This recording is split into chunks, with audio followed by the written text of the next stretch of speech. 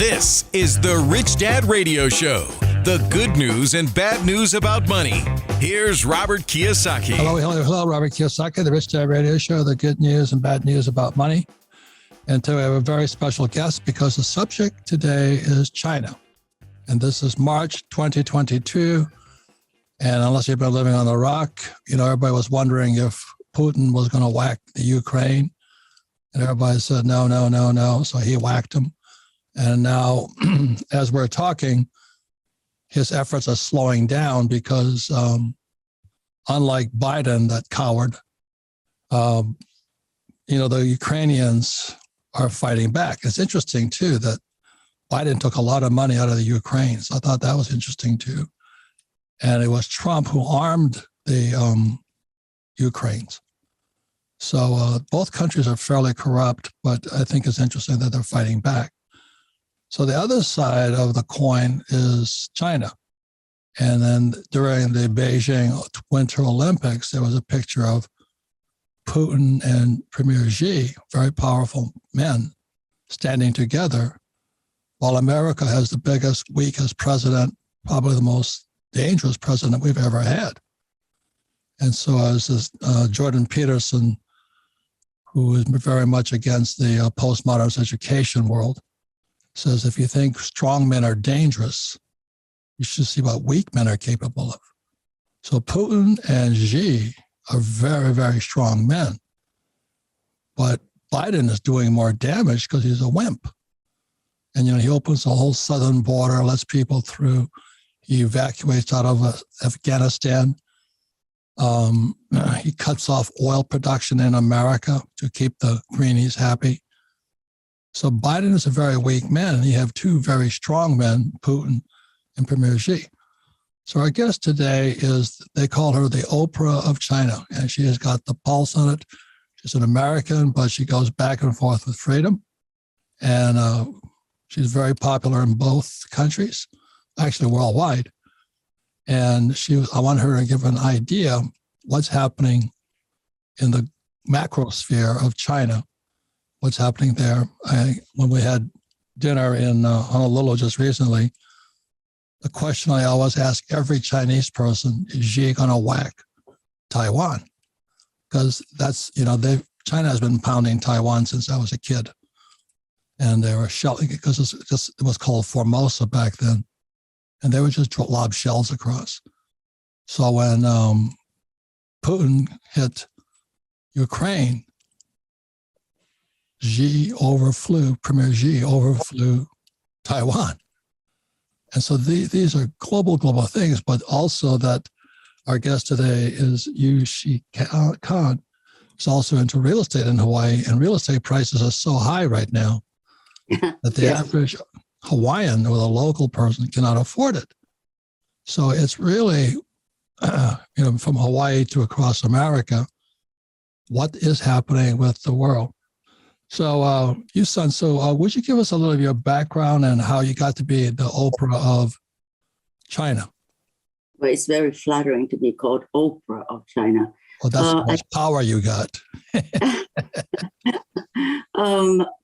I started doing television in America. I had a series called Looking East, and then in China Central Television asked me to do a series called One World. And this is the reason why I interviewed you 30-some-odd years ago in Arizona, because I was fascinated with you. I thought that you were just brilliant and changed so many people's way of looking at money. And I said, I really want people to know your thinking. So I interviewed you and I put your show on my shows, both in the United States, in China. So when I met you a couple of weeks ago in Lanai, Hawaii, I was really excited because you were really one of my idols. And, you were extremely impressive and extremely influential in my own life, in my way of looking at money. And for many, many years, when people say, give me the 10 books that you like to read, and you know that all these years I have your book on the list because I'm just a big fan. Well, you're very kind, and flattery will get you everywhere. So thank you. It's not flattery. It's actually the truth. I don't have to flatter you per se. You're already really big. But in terms of, you are from Hawaii. I know that you care a great deal about Hawaii. And I do too. I came to school in BYU, Hawaii when I was 16 years old. So we have somehow some connection here. Where were you born? I was born in Guilin. Have you been to Guilin? Berlin. Guilin is in the southwest part of China. Oh, okay. And no, I haven't been there. Very close to, it's connected to Vietnam. And you know that China has something like 16 neighbors, it's very different from the United States. And so I was born there, but when I was about 3 years old, I already moved to Hong Kong. So from Hong Kong, I went to Hawaii. And I remember when I saw you 2 weeks ago, you were talking about real estate in Hawaii, and you care a great deal about what's happening here. I have put an apartment on the market. You have put a house on the market, correct? Yes. Yeah. So I put an apartment on the market. Now, apartment is much easier to sell because if you are retiring and you're moving to Hawaii, you probably don't want a house. So I tell you something interesting. The moment, literally an hour after we put it, went live with that listing, we already got a phone call. And that really shows you, and we have phone calls every single day. And we just listed it yesterday, and starting tomorrow morning at 8 o'clock, we're already showing it. So I really feel that the market in Hawaii, at least in something I know, which is the apartment market, is very, very strong. And look what a company called Howard Hughes does. I mean, Howard Hughes had developed something like 7 buildings, right? And most of them is totally sold out. It's good. Because I think that Hawaii is getting, even though it's really expensive, getting to be a very popular place for people to come to live. Robert, the weather is perfect, right? The weather is perfect. My question is, when we're talking, who's buying? Because the average Hawaiian person is poor. Yes, you're right. The Hawaiians themselves are not that. So I can only tell you my own experience. I do know that 5 of the houses that I have heard bought this year, today is February, March. This last 5 months, actually, they're all Chinese Americans. I bought this, I'm staying in an apartment that I just bought December 23rd, which is 2 months ago, right? I bought it from a Japanese couple, and this is happening all over. A lot of Japanese really don't come back to Hawaii, even though there are more Japanese than anyone else coming to Hawaii today, right?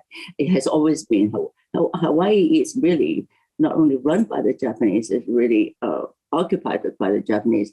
This building that I live in, almost 60% are Japanese. Right. So that just shows you that Japanese are really fans of Hawaii, and they buy. And here, however, since they couldn't go back to Tokyo because of the quarantine and all that, this couple sold this apartment for almost next to nothing. Well, I can't say that, next to nothing. Sorry, Robert. What's the price? Well, this apartment was listed at 6.5 before. Million. I bought it for 5.1 million because this couple was really interested. Is it $5.1 or $5.1 million? $1 million. Right? That's Robert, nothing. $1 million. That's what I'm getting at. The average person can't afford that. No, absolutely not. But then, of course, this is probably the highest end of you know what I mean? It's the highest end. So you can get into apartments that are $800,000, $900,000. I just bought one for $900,000. Oh, Jesus! Did you just pull out your wallet and pay for it? Well, Robert, because I like this place so much, and a friend of mine was developing this building, and I said I really would like to like to buy it. But I like to help out. I understand. My point is, Hawaiians aren't buying, but Asians are buying. And Yeah. I bought. You're absolutely right. Sorry, we're completely moving on. 5 of the houses that I saw bought were from Chinese Americans. And now, the Chinese cannot come, as you know. They cannot get a visa to come out of China. They cannot get enough money to come out of China. Every year, you're allowed to just move $50,000 from China. How do you buy a $1 million apartment, right? So the ones that I know are Chinese Americans like myself. We are really the ones buying a lot. And I'm very surprised how many Chinese Americans are buying. In fact, the penthouse of this building, which was listed for $35 million, which was sold recently for $16 million. What a bargain. Oh my God, how come I missed out on that one? You don't miss out anything, Robert. You never miss out anything. Yes, and that's was sold to a Chinese American. What I'm trying to say to you, and I think that they're just moving in. I think that yeah. We got, I want to know what's going on. Please bear with me on this whole thing. 35 million is not. You think not a lot of money? I would say for most Americans, it's a lot of money. It's sickening amount of money. So that's what I want to discuss here. I mean, when I sit in Hawaii and I look at my classmates and all that, they can barely afford to buy lunch, a lot of them. And then all these Asians come in and they're buying this place, whether it's, when I was in the 60s, with the Japanese came in, the hotel I met you in was owned by the Japanese. Most of the hotels are owned by Japanese. They're run by Japanese. Do you know what I mean? And then now you're saying the Chinese Americans are buying, but they're still Chinese. And what you think is cheap is not cheap. And so that's really why I wanted to discuss with you what the heck is going on. So I listed my property because I'm getting out of Hawaii. Hawaii has turned into the Communist Republic of China, CCP. Now it has. I mean, I love Hawaii. It's a beautiful country, beautiful land. But it's so oppressive. It's become communistic. I have to wear a mask. I have to show a vaccine card. I get yelled at if I don't have a mask on. I'm going, this is a communist country. Hawaii is turned into it's turned into a Hawaii is. And it's some of the worst politicians we've ever had. My friends are leaving Hawaii in droves, but the Asians are moving in. So really, that's what I wanted to discuss with you. So I bought my house in Hawaii for 1.5. It's listed for 9.5. It sounds like a bargain to me. Do you know what I mean? But the average, my family can't afford it.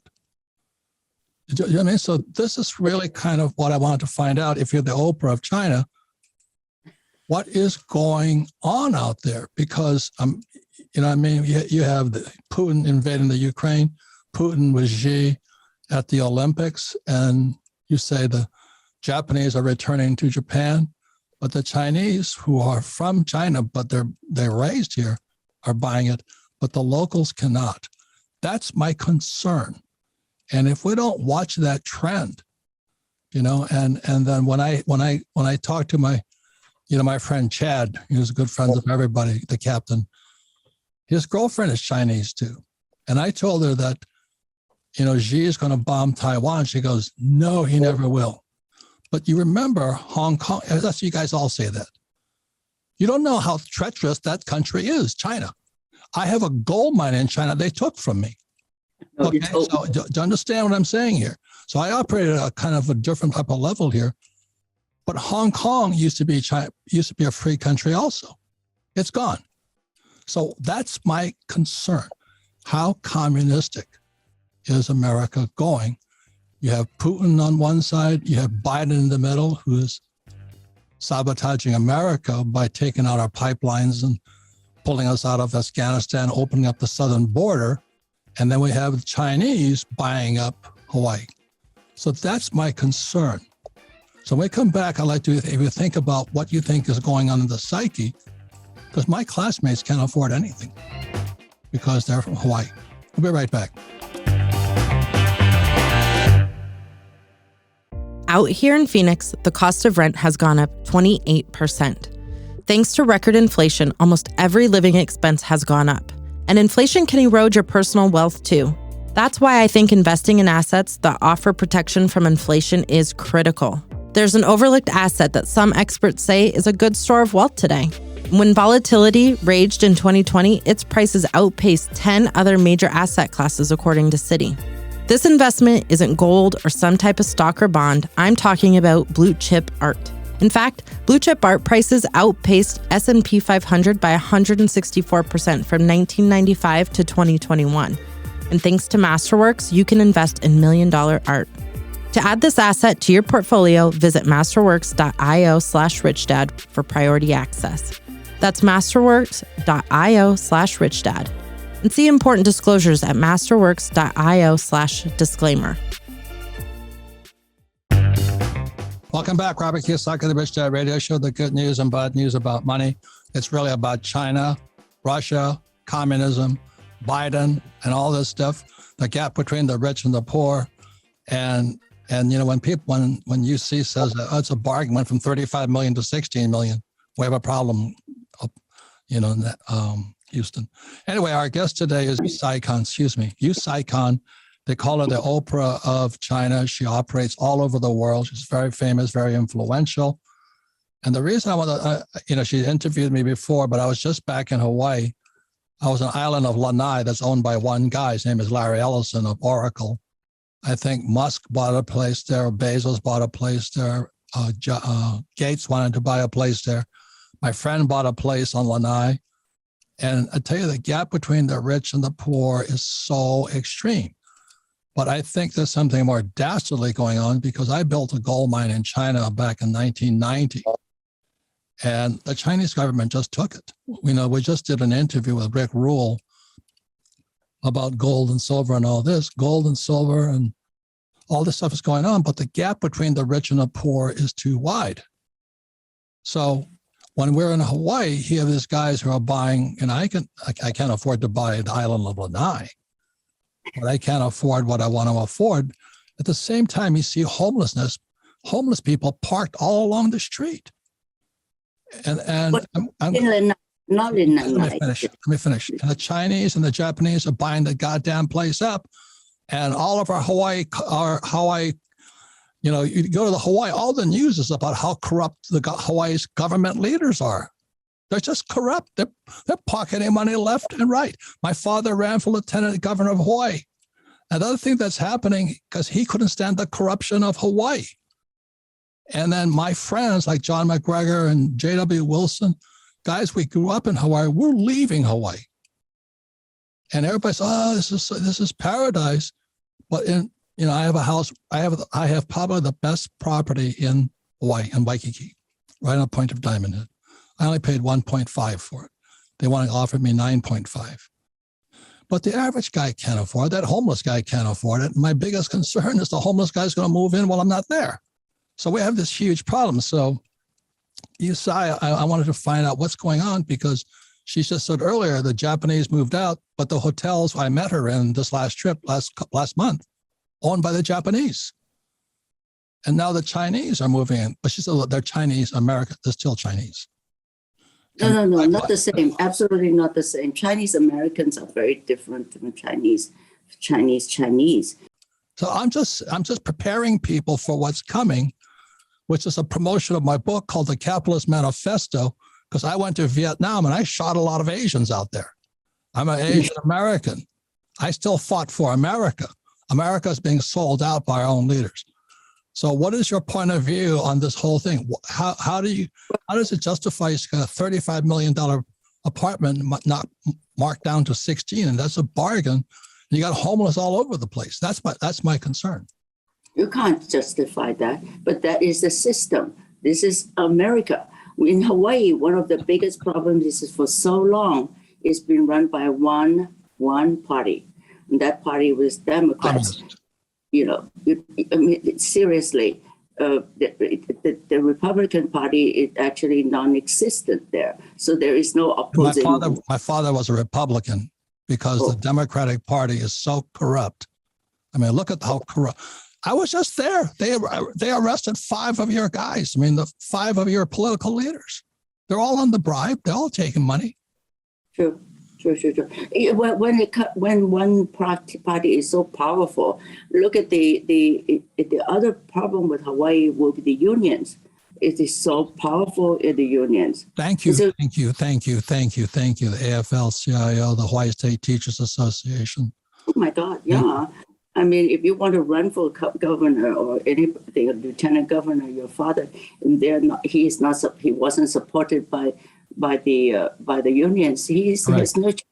Because he was against unions after a while. Republicans in China, in Hawaii is like this big, and there's Republicans. So it is. You don't hear.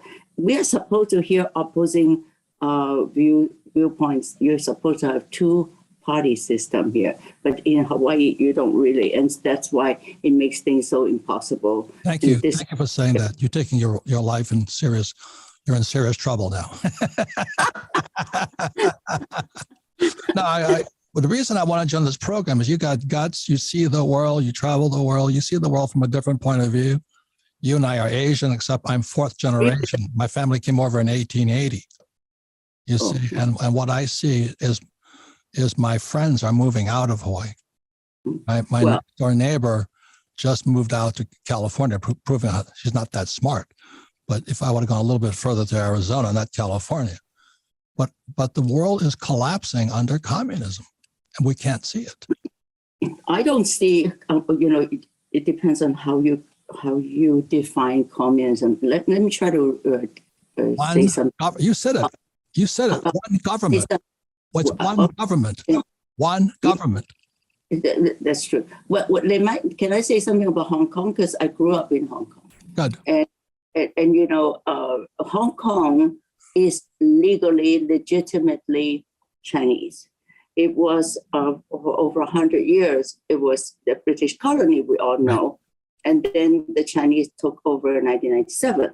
So the Chinese took over for quite a long time and didn't do anything except just to work until there was this demonstration and this, we all read about. And I always thought that, and then afterwards, of course, the Hong Kong government could not possibly deal with these. My brother-in-law, these demonstrators, they were beating up people. They were destroying the subway. My brother-in-law was the head of the subway at that time, and it was a dangerous thing. Yes. And then they asked the government in China to come and help. Now, I always thought to myself that if they had not done all that demonstration and things like that, they would have another 25 years of real peaceful, what they call peaceful. Right now, it's very peaceful, except right now, 1,000 people are dying every day because of COVID in Hong Kong. It's really interesting. Hong Kong is devastated by COVID at this moment, as we're talking right now.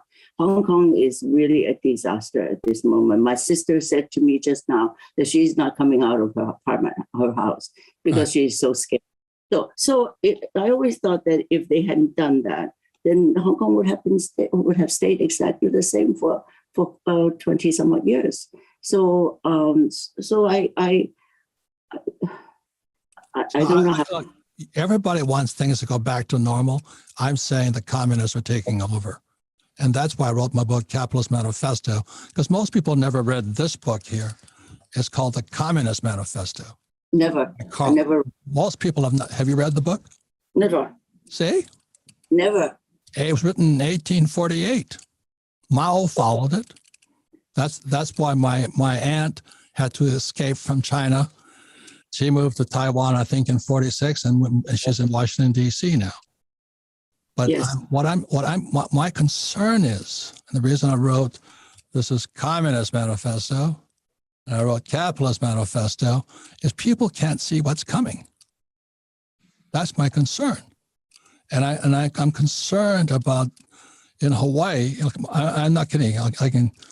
My friends are leaving. They're leaving California. They can't stand it there. So it's so corrupt. I love Hawaii. I grew up there. My family, 4 generations grew up there. But we're leaving. And so when you say, that's why I wanted you on here. Before I end, I really appreciate your strength and courage. You're going to do another series on cities in China? Yeah, because I notice that if I don't go back to China every 6 months, Right. I miss a lot. What's happening there is so fast. Yes. And of course, what's happening there in the last 40 years have happened really fast. Right. You go back there, you all of a sudden you cannot even use money to pay for your taxi. Right. Right.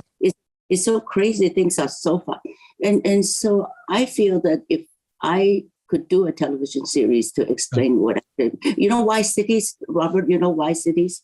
It's something very interesting that happened in the last 40 years is the movement of people. In the old days, cities are cities, villages are villages, and they never mixed. However, in the last 40 years, 80% of the Chinese people, which were basically poor farmers, they have actually moved. 600 million of them have moved into cities. In that, it never happened before in the history of human beings.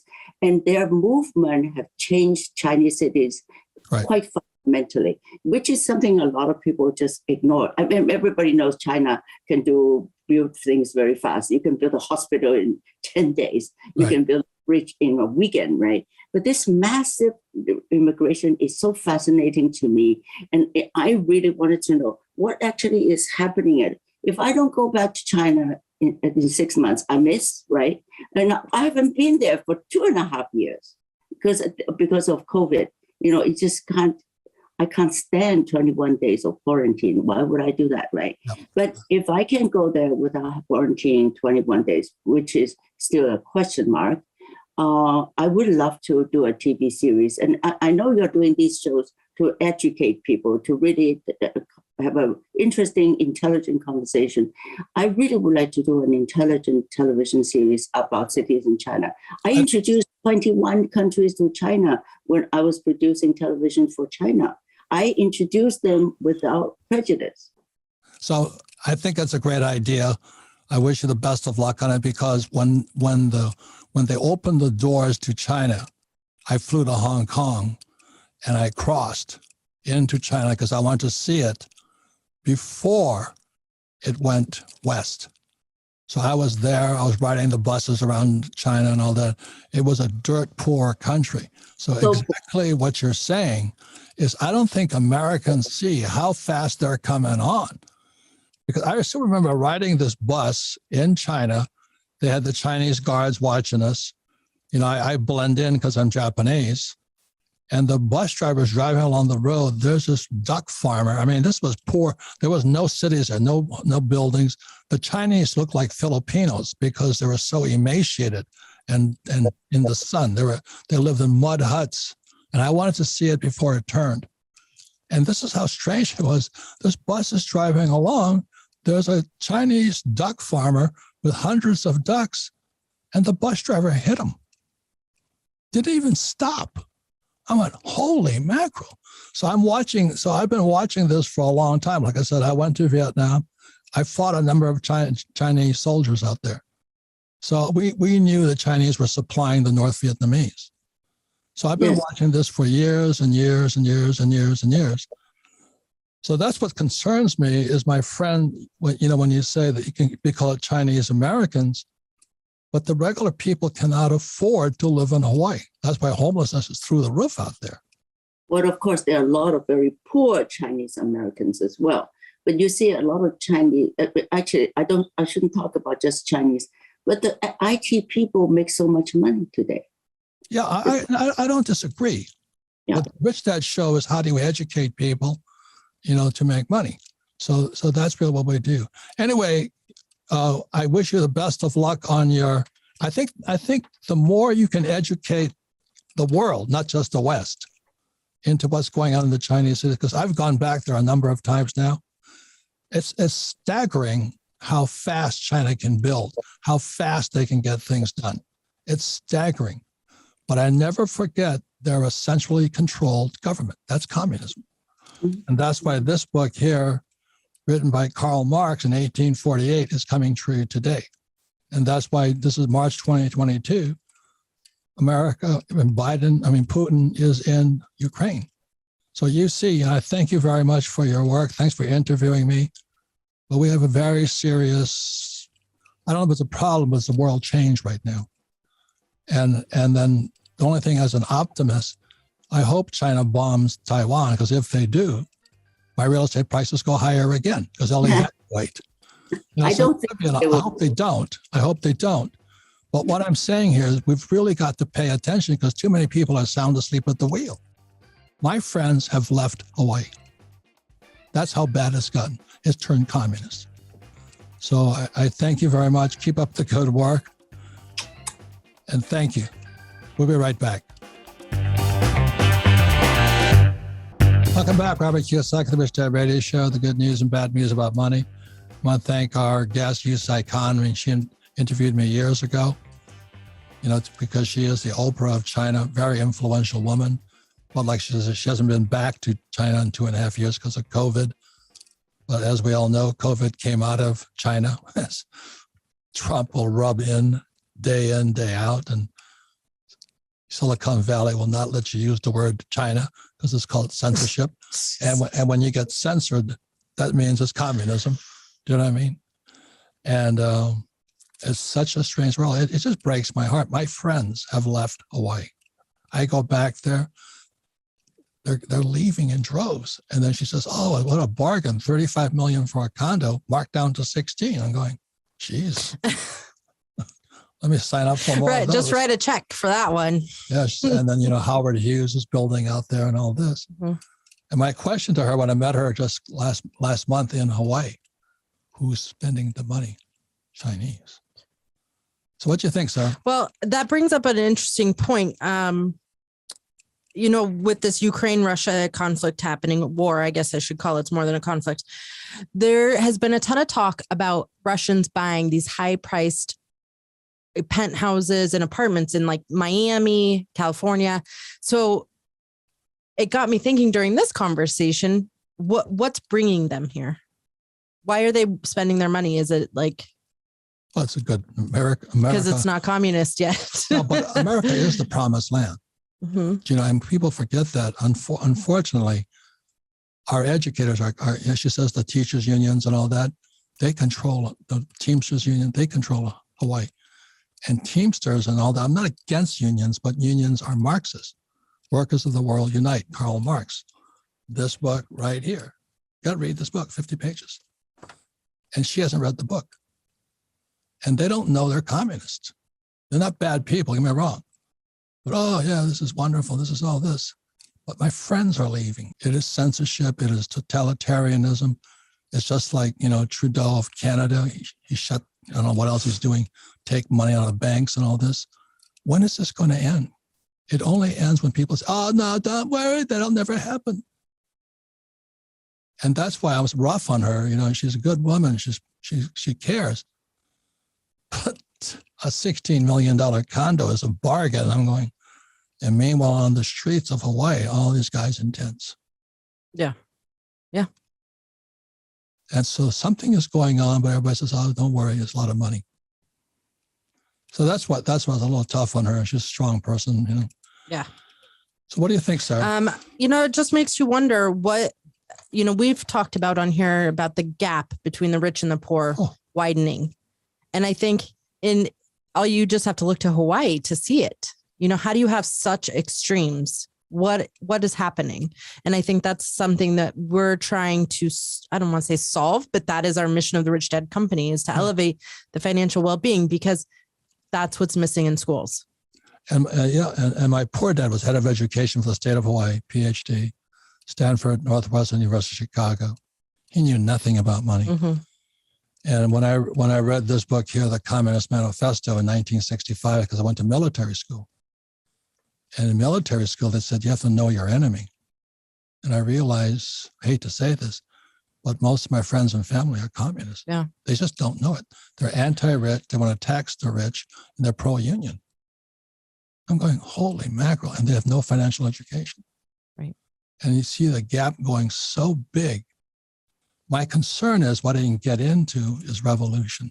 Mm-hmm. See, what happens in a revolution, and it says right in this book here, Communist Manifesto, Because what happens in a revolution is the middle class can't go up anymore. So they start to come down. And then it crushes on the poor. Yeah. So when I was in Hawaii, I'm watching these people struggling. I mean, we'll pay you $15 an hour, and she's paying what, $16 million for a condo. And if the poor don't come up, and so I walked into this gas station in Honolulu, and this woman yells at me, she says, "Put your fucking mask on." I'm going, holy shit. And what's crazy is, tonight is the State of the Union. Yeah. New York, all of these states have suddenly lifted their mask mandates. It's interesting, isn't it? How it just overnight, it's over. This mask is about power and control, compliance. So what they did in Hawaii, they got most of the working class people, good people. They're so compliant. They wear their mask and all this. I was just trying to pay for my gas, and I got yelled at. I mean, holy mackerel. So that's my concern. And that's really what this show was about, is to bring awareness that the two universes that are living in one island. Yeah. Because, but it's happening everywhere. You see it in every major metropolitan area, the extreme gap. Right. That's happening. And and if we don't start teaching it in our schools, if we don't address what's happening in our school system, it's going to get worse. Right. I think it's the point of this episode. Well, it's a point of several efforts. We had, what's his name? Rick Rule. And then we've had Dennis Prager, and Dennis Prager says, what happened in 1930, the Frankfurt School sent teachers to Columbia University's Teachers College. And out of Columbia University's Teacher College in 1930, that's when communism started to spread across America via the school system. Mm-hmm. And then in 1968, I believe it was, that's when all the student protests erupted on campus in New York and all this. And the student protests spread all across America. That's communism. Mm-hmm. And people all know it's the right for us to protest. Correct. You have the right to protest. But what are you protesting? Mm-hmm. And so what Dennis Prager at Prager University says, he calls Columbia University the school of cowardice. They teach people to be afraid. And when people put their mask on and all that, they're afraid. Yeah. They're into compliance. Just like Hitler got the Jews to put the yellow stars on. I see the mask and the yellow stars as the same thing. And so Columbia University, according to Dennis Prager, is a center for cowardice. And most teachers are cowards. They're afraid because they have no financial education. And then you see, people like Yue-Sai and all this, myself making so much money because we have financial education. Mm-hmm. Right. And the gap gets worse. Yep. So that's why with the Rich Dad Company, I'm very concerned about what's happening. But the way you fight back is get educated. Don't be lazy. Thank you for listening to the Rich Dad Radio Show.